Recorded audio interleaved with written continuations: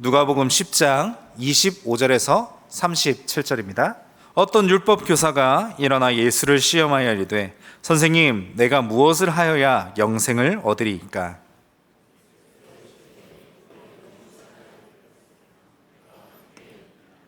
대답하여 이르되 내 마음을 다하며 목숨을 다하며 힘을 다하며 뜻을 다하여 주 너의 하나님을 사랑하고 또한 내 이웃을 내 자신같이 사랑하라 하였나이다.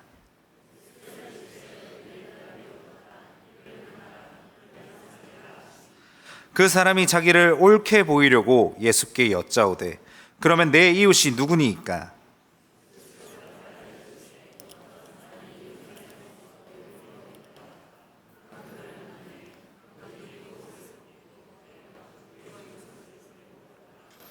마침 한 제사장이 그 길로 내려가다가 그를 보고 피하여 지나가고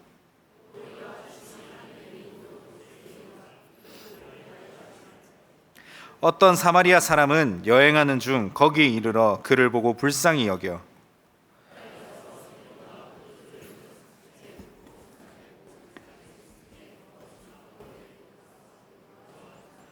그 이튿날 그가 주막 주인에게 데나리온 둘을 내어주며 이르되 이 사람을 돌보아 주라. 비용이 더 들면 내가 돌아올 때에 갚으리라 하였으니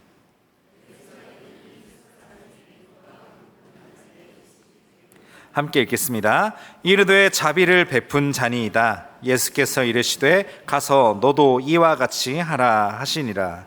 아멘. 예루살렘에서 내려온다 할지라도 라는 주제를 가지고 함께 말씀을 살펴보고자 합니다. 영화 중에 밀양이라는 영화가 있습니다. 혹시 보신 분들 계신지 모르겠는데요. 이 밀양이라는 영화를 간단하게 설명하자면 이렇습니다. 남편이 처음부터 조금 자극적인데 남편이 바람을 피다가 교통사고를 당해서 죽게 됩니다. 그리고 그 여자 주인공은 그 사망보험금을 가지고 하나뿐인 어린 아들과 함께 남편의 고향인 밀양으로 가서 정착하게 됩니다. 이때에 이 아들이 유괴범에게 납치를 당합니다. 그리고 결국에는 이 유괴범이 아들을 죽이게 됩니다. 남편도 죽고 하나뿐인 아들도 죽게 되었고 정말 이 여자는 큰 슬픔에 빠지게 됩니다. 이때에 한 지인의 권유로 교회에 나가게 됩니다. 그래서 믿음 생활을 시작하게 됩니다. 그리고 이 신앙생활을 하다 보니까 어느 순간 내 아들을 죽인 유괴범을 내가 찾아가서 용서해 줘야겠다라고 다짐을 하고 그렇게 마음을 품고 가게 됩니다. 그리고 그 교도소를 가서 유괴범을 딱 만납니다. 내가 하나님의 이름으로 당신을 용서하기 위해서 이 자리에 왔습니다. 이렇게 얘기를 합니다. 그런데 이때 유괴범이 뭐라고 말하냐면 제 하나님을 만나셨습니까? 아유, 다행입니다. 하나님께서 제 죄를 용서해 주셨습니다. 그래서 저는 비록 그 아들을 죽였지만 두 다리 쫙 펴고 잘 잘 수 있게 되었습니다. 이 얘기를 했습니다. 여자 주인공이 멘탈이 바사삭 깨집니다. 사실 이 믿음을 가지고 내가 이 사람을 용서해야지라고 생각했지만 이 여자 주인공 마음에는 아직 완전히 용서하기는 좀 힘들었나 봅니다. 그런데 그 말을 듣게 되니까 멘탈이 바사삭 무너졌던 거죠. 이 말을 듣고 여주인공은 결국에는 쓰러지게 됩니다. 나는 이렇게 괴로운데 이 죄를 지은 사람은, 내 아들을 죽인 사람은 용서받고 구원받아 편안하다라는 말에 여주인공은요 심한 내적 갈등을 일으키게 됩니다. 저는 이 작품을 신학교에 입학하고 딱 보게 되었습니다. 그리고 제가 가지고 있던 신앙관에 대해서 깊은 고민을 하게 되었습니다. 신학과에 입학했을 때니까 딱 20살 때였겠죠. 20살 때까지는 전 그렇게 생각했습니다. 그냥 하나님과 내가 관계가 좋으면 되는 거 아닌가? 내가 그냥 교회 열심히 다니면 되는 거 아닌가? 그렇게 신앙이라 했을 때 그냥 그저 단순히 나와 하나님과의 관계만을 생각했는데 그 영화를 보고 참 많은 생각을 했습니다. 그중 한 가지를 말씀드리자면, 그때 정말 많은 생각이 들었지만 그 중에 한 가지만 말씀드리자면 내 마음대로 신앙생활하면 안 되는구나. 내 마음대로 신앙생활을 하면, 그러니까 이제 타인을 무시한 채, 내 사랑하는 이웃들을 무시한 채 신앙생활을 하면 정말 저 꼴 나겠구나. 그리고 나아가서 정말 하나님이 기뻐하실까라는 생각도 했습니다. 영화가 좀 극단적이긴 합니다. 하지만 영화를 통해서 곰곰이 생각해야 할 부분이 바로 그 모습이었습니다. 그리고 나아가서 내 신앙생활을 돌아봤을 때, 제 신앙생활을 돌아봤을 때, 혹시 내 믿음 생활로 인해서 다른 사람에게 피해는 주지 않았을까? 하나님을 사랑하고 이와 동시에 이웃을 사랑하는 나의 신앙생활 가운데에서 내가 이웃을 외면한 채 하나님만 사랑함으로 인해서 내가 사랑하는 가족과 이웃에게 피해를 주지는 않았는지 곰곰이 생각해 보게 되었습니다. 제가 어떻게 하다 보니까 이제 고신대 신학과에서 학생회를 한번 맡은 적이 있습니다. 그 학생회를 하면서 그 학생회 팀이 총 12명 정도였습니다. 그 12명이랑 제가 다 싸웠습니다. 지금이야 잘 모르겠지만 그땐 참 성질도 참 안 좋았던 것 같습니다. 뭐가 좀만 마음에 안 들면 싸웠습니다. 이렇게 하면 안 된다, 저렇게 하면 안 된다. 많이 부딪혔던 것 같습니다. 그리고 저는 그게 옳은 줄 알았습니다. 근데 그 일이 다 지나고 이 본문을 읽었을 때, 그리고 그 밀양이라는 영화가 기억이 났을 때, 내 신앙생활, 내 믿음 생활로 인해서 내가 저 사람들한테 피해를 줬구나, 내가 옳다고 생각하는 것들로 인해서 저 사람들에게 상처를 줬구나. 오해하시면 안 됩니다. 오해하시면 안 됩니다. 분명 하나님 사랑해야죠. 정말 하나님 정말 목숨을 다해서 사랑해야죠. 근데 내가 하나님만 사랑하고 이웃을 사랑하지 않았을 때, 그러니까 타인을 배려하지 않았을 때, 하나님만 사랑했을 때, 거기서 오는 슬픔과 아픔이 있더라고요. 하나님께서는 우리에게 10계명을 주셨습니다. 1에서 4계명은 하나님을 사랑하는 방법, 5에서 10계명은 이웃을 사랑하는 방법. 저는 1에서 4계명만 소중하다고 생각했던 것 같습니다. 그런데 하나님께서는 5계명과 5에서 10계명까지 우리에게 함께 주셨습니다. 그 말인즉슨 하나님을 사랑하고 이웃을 사랑해야 하는데 하나님만 사랑한다면 그것은 분명 문제가 있다라는 것입니다. 오늘의 본문을 우리가 함께 보고자 합니다. 오늘 본문에서요, 어떤 율법 교사가 예수님을 시험하고자 어떻게 하면 영생을 얻을 수 있습니까? 라고 질문을 합니다. 예수님은 이에 대해서 율법에 무엇이라 기록되어 있습니까? 라고 오히려 되묻습니다. 율법 교사는 이에 대답합니다. 27절을 함께 읽겠습니다. 27절입니다. 시작. 대답하여 이르되 내 마음을 다하며 목숨을 다하며 힘을 다하며 뜻을 다하여 주 너의 하나님을 사랑하고 또한 내 이웃을 내 자신같이 사랑하라 하였나이다. 예수님은 이에 대해서 옳다고 말씀하셨습니다. 그리고 이대로만 행한다면 영생을 얻을 것입니다 라고 분명하게 말씀해 주십니다. 자, 그런데 이때의 율법 교사는요, 자신을 옳게 보이게 하고자 예수님에게 다시 질문을 합니다. 예수님, 그렇다면 제 이웃은 누구입니까? 이에 대해 예수님께서는 오늘 본문에 등장하는 한 비유로 이를 설명하십니다. 우리가 잘 알고 있는 선한 사마리아인의 비유입니다. 어떤 사람이 예루살렘에서 여리고로 내려가다가 강도를 만났습니다. 그리고 그 강도들은 그 사람의 옷을 다 벗기고 때려서 거의 죽기 직전까지 때렸던 것으로 보입니다. 죽기 직전까지라는 말은 말 그대로 정말 시체처럼 쫙 그렇게 처져 누워 있었다라는 겁니다. 이때에 한 제사장이 그 길로 내려갔습니다. 그리고 그 사람을 보고 도와준 게 아니라 피하여 지나갔습니다. 또 이와 같이 한 레위인도 그곳에 이르러 그를 보고 피하여 지나갔습니다. 그 모두가 외면하는 그때에 사마리아인이 등장을 하였고 그 강도 맞은 사람을 돌보아 주게 됩니다. 예수님께서 이 비유를 끝내신 뒤에 율법 교사에게 묻습니다. 이 세 사람 중에 누가 강도 만난 자의 이웃이 되겠느냐? 율법 교사는 말합니다. 자비를 베푼 사람입니다 라고 말입니다. 예수님은 다시 말씀하십니다. 가서 너도 이와 같이 하라 라고 말입니다. 오늘 본문에서 어떤 사람은 예루살렘에서 여리고로 내려가고 있는 길이라고 말하고 있습니다. 그런데 한번 곰곰이 생각해 봤으면 좋겠습니다. 사실 이 시대가 종이도 귀한 그런 시대지 않습니까? 그런데 왜 굳이 예루살렘이라는 지명과 이 여리고라는 지명을 사용을 하였을까요? 이 종이도 귀한 시대에 굳이 그 말을 적었다라는 것은 맞습니다. 어떠한 뜻이 분명히 있다라는 겁니다. 보통 성경에서 예루살렘으로 향한다, 예루살렘으로 간다라고 하는 것은 그냥 단순히 이스라엘의 수도로 간다라고 말하는 것은 아닙니다.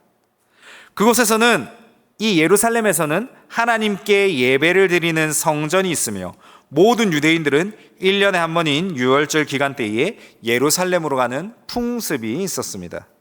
사복음서에서 보시면 예수님께서 다른 지역으로 갔다가 한 번씩 예루살렘으로 입성하신다라는 모습이 등장하게 됩니다. 우리가 성경을 읽을 때 이런 모습이 보인다라는 하는 것은 이때는 유월절 기간이구나라고 이해하시면 되고, 또 이전 예루살렘으로 가셨을 때의 시간에서 1년 정도 지났구나 이렇게 이해하시면 좋을 것 같습니다. 그런데 왜 굳이 그냥 교회 간다, 성전 간다 이렇게 말하면 됐을 것 같은데 왜 굳이 예루살렘으로 간다라고 적어 놓았겠습니까? 자, 이는 좀 간단합니다. 자, 예를 들어서 삼계동 사는 중고등부 땡땡이네 엄마가 땡땡이에게 말합니다. 땡땡아, 엄마 내외동 좀 갔다 올게. 이러면 땡땡이가 엄마한테 말합니다. 내외동? 엄마 교회는 왜 가? 분명히 이제 내외동이라고 했지만 모든 민족 교회 성도들에게는 내외동이라고 대표되는 장소는 모든 민족 교회일 것입니다. 마찬가지로 오늘 본문에서 예루살렘에서 여리고로 내려가고 있다라는 것은 그냥 단순히 예루살렘이라는 지역에서 있다가 여리고로 내려가는다는 말이 아니라 지금 예루살렘에서 예배를 드리고 여리고로 내려가고 있다라고 말하고 있는 것과 같습니다. 제사장과 레위인은 어떨까요? 제사장과 레위인도 이 행인과 이 강도받은 자와 똑같은 길로 내려가던 사람들입니다. 이게 제가 그림을 준비를 안 했는데 예루살렘은요 산 꼭대기에 있습니다. 그리고 여리고라는 지역은 해수면보다 밑에 있는 그런 지역에 있습니다. 즉 여리고에서 예루살렘을 올라가는 길, 그리고 예루살렘에서 여리고로 내려가는 길은 굉장한 산길이고 또 굉장히 험한 길입니다. 그렇게 험한 길을 통해서 예배를 드리러 가다가 예배를 드리고 이제 다시 여리고로 자신이 살던 지역으로 내려오게 되는 겁니다. 제사장도 레위인도 그 길을 내려가고 있었다라는 것은 제사장도 레위인도 예배를 드리고 이제 다시 여리고로 내려가고 있었다라는 겁니다. 사마리아인은 어땠습니까? 일단 예루살렘에 출입하는 것 자체가 힘들었을 겁니다. 유대인들은 사마리아인들을 마치 개와 돼지 취급하면서 무시했기 때문입니다. 그리고 또한 본문은 말하고 있습니다. 33절 보시길 바랍니다. 어떤 사마리아 사람은 여행하는 중 거기 이르러 그를 보고 불쌍히 여겨라고 말하고 있습니다. 이 사마리아 사람은요 예배를 드리러 왔다 갔다 하는 게 아니라 이 사마리아인은 여행 중에 강도 만난 자를 만나고 이를 불쌍히 여깁니다. 자, 정리하자면 이렇습니다. 한 사람이 예배를 드리고 집으로 내려가다가 강도를 당하게 됩니다. 그 강도들은요 옷을 벗기고 때려 거의 죽은 것을 버리고 갔습니다. 이때에 마침 같은 지역에서 예배를 드린 제사장이 이를 외면합니다. 그리고 마찬가지로 예배를 드리고 집으로 내려가는 중인 그 레위인 또한 이를 외면하고 갔습니다. 그런데 이 예배와는 아무런 상관이 없는 사마리아인 한 명이 있었습니다. 그리고 그 사마리아인이 본문에서 강도 맞은 사람을 구해줬다라는 이야기입니다. 오늘날의 표현으로 하자면 어떨까요? 오늘날의 표현으로 하자면 주일날에 한 성도님께서 예배를 드리고 가다가 강도를 맞게 됩니다. 그리고 그 강도 맞은 분이 크게 다치셨습니다. 길에 쓰러져 있었겠죠. 자, 근데 이때에 목사인 제가 이를 외면하고 그냥 갔다라고 가정해 보시길 바랍니다. 그리고 마찬가지로 직분자인 어떤 누군가가 이를 외면하고 갔다라고 생각해 보시기 바랍니다. 맞습니다. 말이 안 되는 말입니다. 말이 안 되는 상황입니다. 그리고 교회와 아무런 관련 없는, 아무런 상관없는 어떤 누군가가 이 강도 맞은 자를 구해줬다라고 생각해 보시기 바랍니다. 자, 그런데 한 가지 더 생각해 볼 게 있습니다. 아니, 그런데 왜 이들이 외면을 했을까요? 자신이 의롭게 보이기 위해서 거리에서 기도하며 외식하기를 좋아하는 자들이 바리새인들이고 나아가서 제사장과 레위인들이었을 것인데 왜 이들은 외면을 했을까요? 사실 사람 한 명 구하면은 요즘으로 하면 뭐 표창장도 받을 거고 상도 받을 거고 의인이라고 또 뭐 인스타에 또 올라가고 뭐 칭찬 많이 들을 거 아닙니까? 그런데 왜 이 사람이 이 아픈 사람을, 이 강도 맞은 사람을 외면했을까요? 이는 예루살렘에서 여리고로 가는 길에 큰 문제가 있었기 때문입니다. 말씀드린 것처럼 굉장히 가파른 길입니다. 경사가 심한 길입니다. 그리고 나아가서 산적들이 되게 많았다고 합니다. 자, 이 길은 산세가 험하고 위험한 길이기 때문에 도둑과 강도를 맞을 위험이 높은 곳입니다. 레위인과 제사장이 굳이 이 사람을 외면하는 이유는 이 사람을 도와주고 얻게 되는 그런 높아지는 기회와 가치보다 이 사람을 데리고 가다가 강도를 당할 가능성이 본인에게도 있게 되기 때문입니다. 조금 직설적으로 말하자면 이 사람을 데려가다가 나도 피해 입으면 어떡하지? 나도 손해보면 어떡하지? 이런 마음으로 이 강도 맞은 사람을 구해주지 않았던 것으로 보입니다. 율법교사는 예수님에게 오늘 무엇이라 질문했습니까? 예수님, 내가 영생을 얻기 위해서 하나님을 사랑하고 이웃을 사랑해야 되는 것을 아는데 내 이웃은 누구입니까? 라고 질문하지 않았습니까? 율법교사가 생각하기에 사마리아인들은 결코 유대인들의 이웃이 돼서는 안 되는 그런 사람들이었습니다. 그리고 율법교사들이 읽는 지혜서라는 책이 있는데 이 책에서는 죄인들은 결코 도와서 안 된다라는 말이 나와 있습니다. 즉 율법교사가 했던 말의 진정한 의도가 뭐냐면 예수님, 내가 율법교사 정도 되는데, 주님, 내가 이 정도는 되는데 내 정도의 레벨에 맞는 이웃은 누구입니까? 저는 이 정도 레벨에 있는데 누구랑 교제를 해야지 내가 좀 더 명성을 얻고 나아가서 영생을 얻겠습니까? 라고 질문하고 있는 것입니다.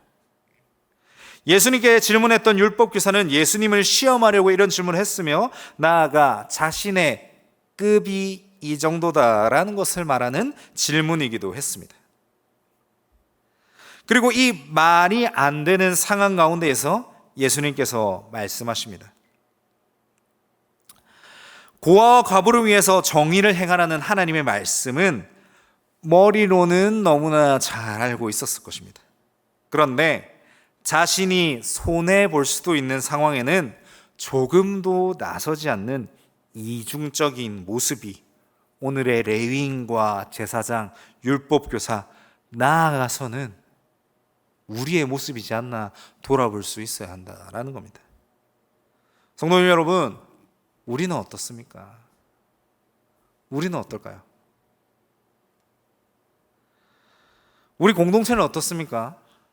우리 가족은 어떻고 내 친구들은 어떻고 나는 어떠한 사람입니까? 이 강도 맞은 자로 인해서 이 사람을 도와줌으로 인해서 내가 손해를 겪게 되는 상황이 올 때에 나아가서 내가 누군가의 도움을 줌으로 인해서 내가 손해를 볼 수도 있는 그러한 상황에 우리는 어떻게 해야 됩니까? 우리가 살다 보면 타인을 위해서 손해를 보는 상황이 한 번씩 생깁니다. 아니 어찌 보면 좀 많이 생깁니다. 이때 우리는 어떠한 모습을 취해야 합니까? 먼저 기억해야 할 것은 모든 사람은 손해보기를 싫어합니다. 당연합니다. 앞에 있는 저도 손해보는 거를 참 싫어합니다. 누가 손해보는 것을 좋아하겠습니까? 오히려 손해보는 것을 좋아하는 사람이 있다면 그 사람을 경계하고 조심해야 합니다. 본문에 등장하는 레위인과 제사장 또한 마찬가지라고 생각합니다. 손해보기 싫었을 겁니다. 그리고 이들이 지켜야 했던 율법 가운데 한 가지는 시체를 만짐으로 해서 얻게 되는 부정함, 이런 것들이 있었을 것입니다. 그러한 핑계를 댔을 겁니다. 난 시체 만지면 안 돼. 난 저 다친 사람 만지면 부정 타서 안 돼. 이렇게 변명할 거리, 명분은 있을 겁니다. 그런데 살아 있었지 않습니까? 도와줄 수 있었지 않습니까? 그런데 내가 손해봐야 돼라는 그러한 명분으로 인해서 그 사람 구해주기를 거절했다라는 겁니다.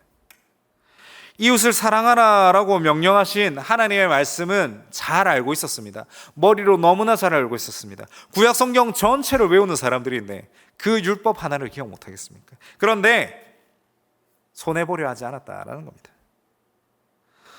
고려신학대학원에서 제 담당 교수님이셨던 김성수 교수님의 이야기를 잠깐 들려드리자면, 교수님은 늘 논문도 쓰시고 또 수업도 준비하시고 또 외부 설교도 나가야 되고 또 그 외에도 할 일이 엄청 많으시겠죠. 그래서 참 바쁘시다라고 알고 있습니다. 근데 이분이 정말 대단한 게, 그리고 제가 정말 존경하는 게 뭐냐면, 누군가 본인을 만나러 오지 않습니까? 그러면요, 예를 들어 논문을 쓴다라든지 또 수업을 준비한다라든지 이런 모든 것을 꺼버리십니다. 딱 끄시고 그 사람한테만 집중합니다. 아무리 급한 논문을 쓴다고 해도 누군가가 자신을 만나러 온다면 모든 것을 내려놓고 환대해 주십니다. 그리고 요청되어지는 모든 사역에 기쁨으로 응하셨던 모습이 있습니다. 저는 진짜 이 교수님을 존경하는 게 이런 손해를 기꺼이 감수하시고 감당하셨습니다. 그리고 사실 이해가 안 가기도 했습니다. 사실 안 만나줘도, 그 학생들 안 만나줘도 본인 명성에, 본인 커리어에, 본인 수업에 아무런 지장도 없었을 겁니다. 그리고 심지어 바쁩니다. 그 사람 볼 시간이 어디 있습니까? 그런데 다 접으시더라고요. 다 내려놓으시고 컴퓨터 다 끄고 그 사람한테 온전히 집중하시더라고요. 아니, 저렇게 바쁜데 왜 어떻게 저렇게 사람을 환영할 수 있을까라는 질문이 참 많았고, 저도 본격적으로 목회기를 갈 때 저도 저 교수님처럼 한번 해봐야겠다 해서 그렇게 노력하고 있는 것 같습니다. 이렇게 살다 보니까요, 시간적으로 진짜 손해가 많습니다. 제가 하기 싫은 것도 네, 하겠습니다 이럴 때가 종종 있죠. 어떻게 하셨는지를 모를 만큼 정말 대단하신 것 같습니다. 그래서 그 교수님을 따라서 열심히 하고 있는데 아직까지 본성이랑 좀 많이 부딪히고 있는 것 같습니다. 그래서 어쨌든 계속 열심히 노력하고 기도하고 있는데 이게요, 시간적으로 정말 손해가 많은 것 같습니다.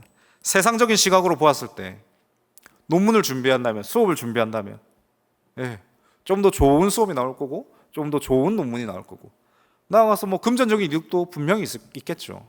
그런데 그런 걸 다 내려놓으십니다. 자, 오늘날 우리 성도님들의 모습도 마찬가지라고 생각합니다.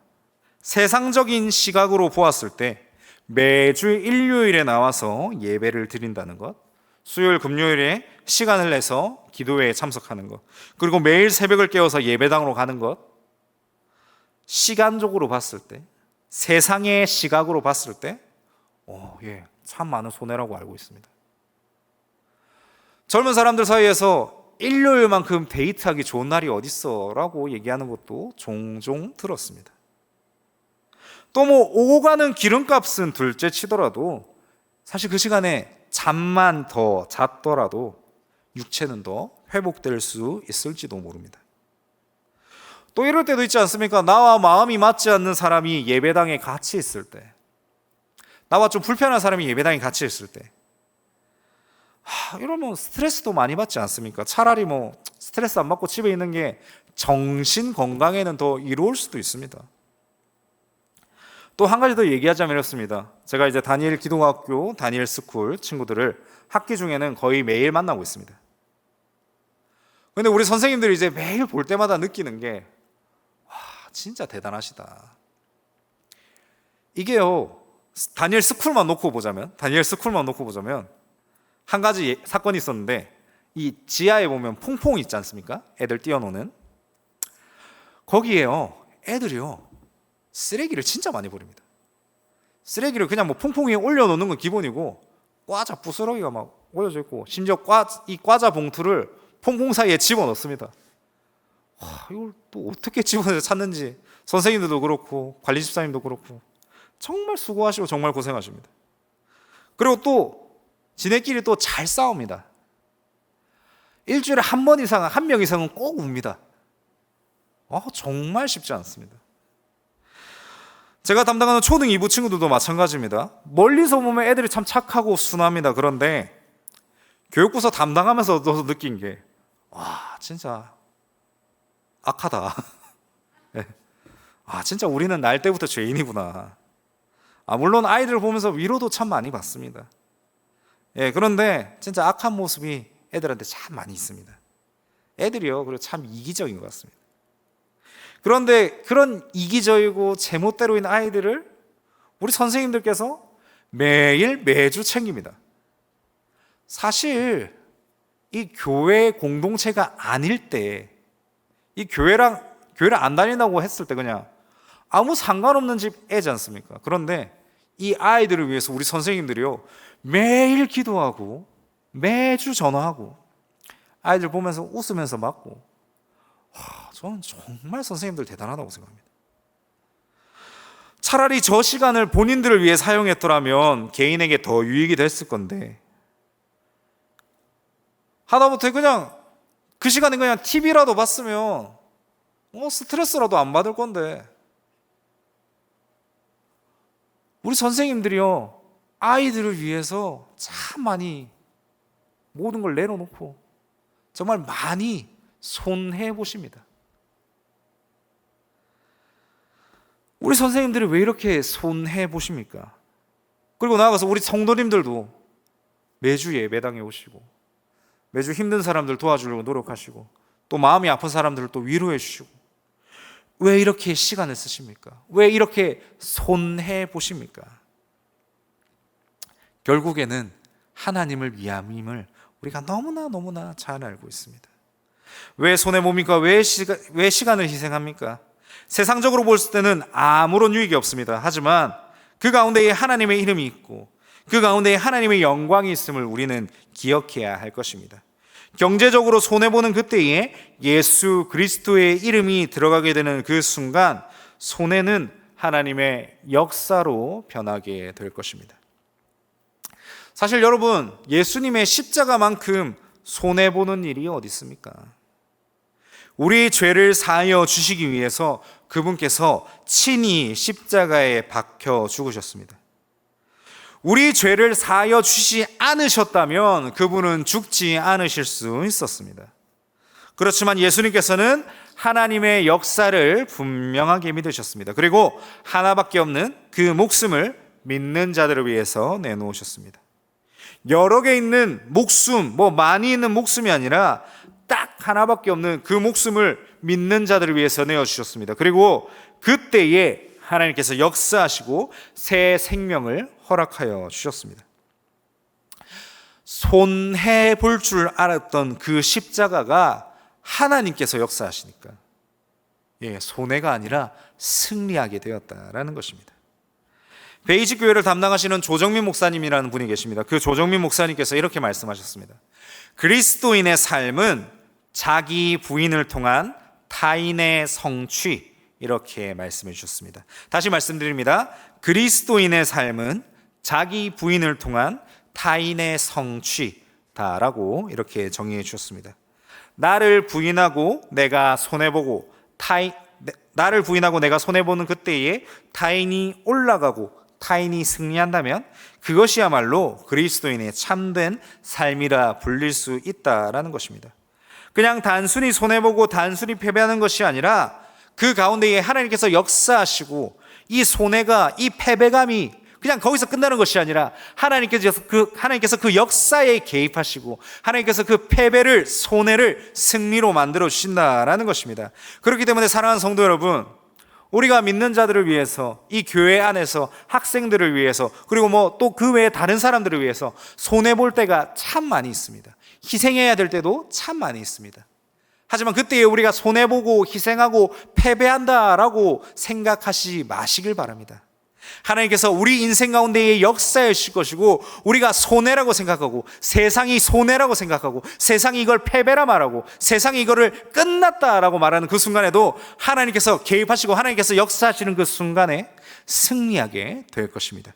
사랑하는 성도 여러분, 오늘 제사장과 레위인 그리고 나아가서 율법 교사는 율법과 말씀에 능통한 자였을지는 모릅니다. 하지만 그들이 예루살렘에서 내려온다 할지라도 하나님의 역사하심을 믿지 않았기 때문에 그들은 거기서 멈추게 되었고 손해보기를 피하게 되었다라는 것입니다. 사랑하는 성도 여러분, 우리도 예루살렘에서 내려가서 이제 또 각자의 삶으로 나아가야 할 것입니다. 살다 보면 손해볼 때가 참 많이 있습니다. 살다 보면 그리스도인이라서 손해봐야 할 때도 때로는 있습니다. 그때에 남한테 희생하는 것을 주저하지 마시기 바랍니다.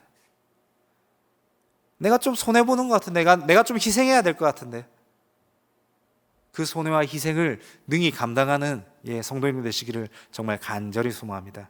세상의 시각으로 봤을 때, 세상의 눈빛으로 봤을 때 패배한 것처럼 보입니다. 저 사람은 왜 저렇게 손해봐? 왜 저 사람은 저렇게 희생해? 저 사람은 저래도 되는 사람이구나. 이렇게 무시할 때도 있습니다. 세상적인 시각으로 봤을 때 말입니다. 하지만 우리는 하나님의 살아계심을 믿는 그리스도의 성도입니다.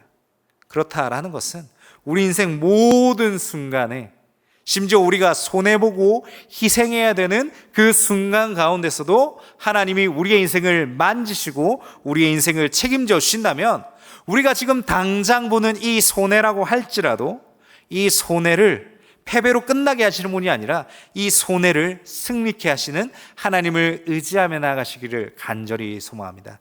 말씀드린 것처럼 십자가만큼 손해보는 일이 없었을 것입니다. 하지만 그 손해를 능히 감당하시고 능히 죽으시고 새 생명을 얻었습니다. 주 하나님을 진심으로 믿었기 때문입니다. 사랑하는 성도 여러분, 이제 말씀을 정리하고자 합니다. 다시 말씀드립니다. 제사장, 레위인, 나아가서 율법교사는 예루살렘에서 내려온다 할지라도 하나님의 그 역사하심을 믿지 못하였습니다. 다시 말씀드립니다. 사회로 나아갑니다. 세상으로 나아갑니다. 손해볼 때가 있을 겁니다. 희생해야 될 때도 있을 것입니다. 그때에 손해보기를 두려워하지 마시길 바랍니다. 능히 감당하시길 바랍니다. 예루살렘에서 내려오는 그때에 하나님께서 우리의 인생 또한 책임져 주실 것입니다. 그 사실을 기억하시길 바랍니다. 그 손해를 능히 감당하며 패배로 끝나는 것이 아니라 승리를 쟁취하며 나아가시는 우리 귀한 모든 민족교회 성도님들 되시기를 간절히 소망합니다.